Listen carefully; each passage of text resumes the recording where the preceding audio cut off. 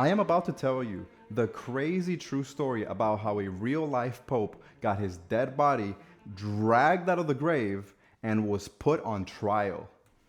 This is Bro Bites History. What's going on, everybody? Thank you so much for joining me on this very first episode of Bro Bites History, which is a new series that I'm starting where I find something interesting that happened at some point during our very, very chaotic timeline as humans. I research it and then I come tell you about it while I cook. Today I'm going to be testing out this random chicken pasta recipe that I got from ChatGPT, which is now on the screen in case you want to try it out yourself. But anyway, let's talk about the Cadaver Synod. So the name of this pope was Formosus. And he was born in 816, which, just for context, 816 is also roughly around the time when Bernie Sanders and Mitch McConnell were born. Maybe like two people will get that joke. Formosus was appointed bishop of Porto Santa Rufina in 864 when he was just 48 years old.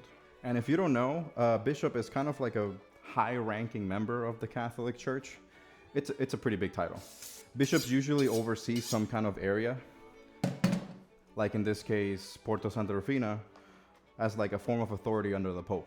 Just 2 years later, in 866, Formosus was sent to Bulgaria to be kind of like the personal rep of the Pope over there. And I guess he just did such a good job that the current emperor of Bulgaria, Boris I, actually asked Formosus to be the archbishop over there in Bulgaria. So for you and me, 9 to 5 people, that is a very big promotion. If the bishops are managers, archbishops are like regional managers.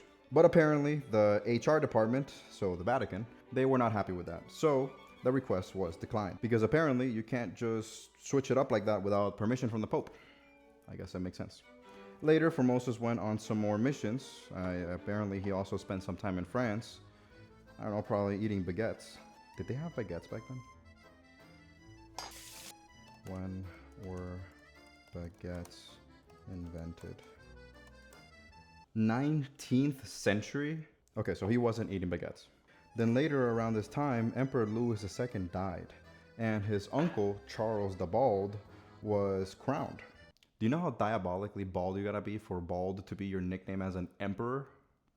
But the crowning of Charles the Bald also upset some of the supporters of the other uncle that could have been crowned, Louis the German. And among the people that were upset were probably also some high-ranking Catholic members, because it says that a lot of the supporters of Louis the German just completely left Rome, which made the Pope at the time, John VIII, call an emergency meeting for, all the high-ranking Catholic people, including Formosus, which was at the time, I guess, in Bulgaria. Formosus did not show up. He was probably throwing it down with some Bulgarian baddies. This made the Pope completely crash out, and he suspended Formosus, accusing him of seeking power in Bulgaria, abandoning his post, the Porto Santa Rufina, and of opposing the emperor just like those other people that left Rome because of the crowning of Charles the Bald, which, if you ask me, I also wouldn't want Baldy as my emperor. Not so long later, he was reinstated back into the church, but he had to make a promise. He had to promise to never come back to Rome and to never act as a priest again. 2 years later, Pope John VIII died, and Formosus saw this as his opportunity, and he asked the new Pope, Pope Marinus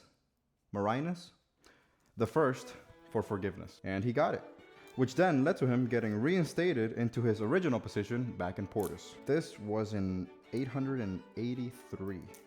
Also, I'm gonna be honest, I'm gonna add way more garlic than this recipe says for me to add, because I love garlic.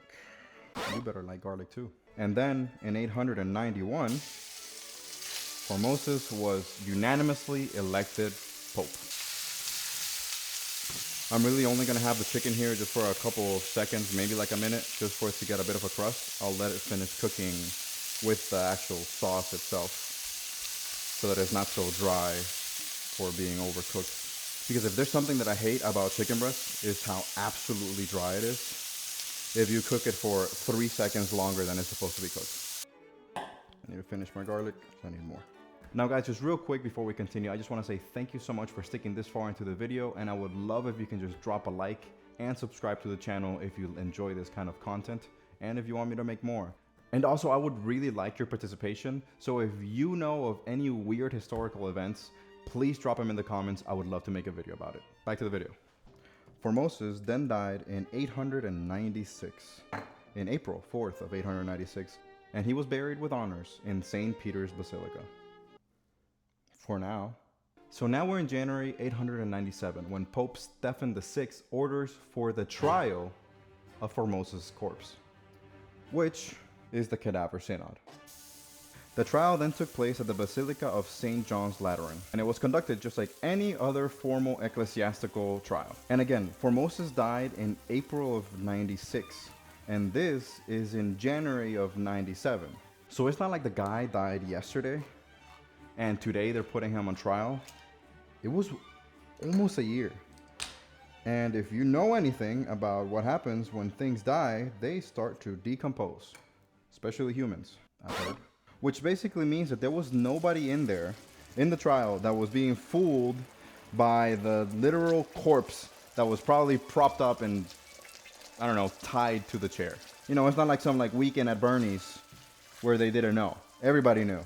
Also, I didn't have a can of the red crushed tomatoes, so I just used a can of tomato sauce, and I guess I'm gonna use some of these. So anyway, they literally dug him up from his grave, dripped him out back into the Pope clothes, and put him on a throne for trial. And what was he accused of? He was accused of violating canon law by switching sees, by perjuring himself, and by unlawfully acceding to papacy. He had a deacon who was appointed, I guess, as his legal defense to speak on his behalf. Because believe it or not, Formosus was not very vocal during these times. So imagine you're like this rookie defense attorney, and this is literally your client. This is the kind of things that only happen to me. So believe it or not, the dead guy was found guilty. His election as Pope was declared invalid, and all acts or ordinates that he did as Pope were also nullified. After the verdict, they took his Pope clothes away, they stripped him of his clothes, they cut off 3 fingers from his hands, which are the 3 fingers that I guess he used for blessings. They then dragged his body through the streets and then threw him in the Tiber River. I am just noticing that I completely forgot to boil the pasta. I just want to do about half. So anyway, while the water boils, let me tell you the end of the story. Believe it or not, when the Roman public found out about everything that happened, they were not amused. Pope Stephen VI was rapidly imprisoned, and then later imprisoned, he was strangled to death. Most likely by enemies enraged over the Cadaver Synod. Alright, so this is what the finished plate looks like.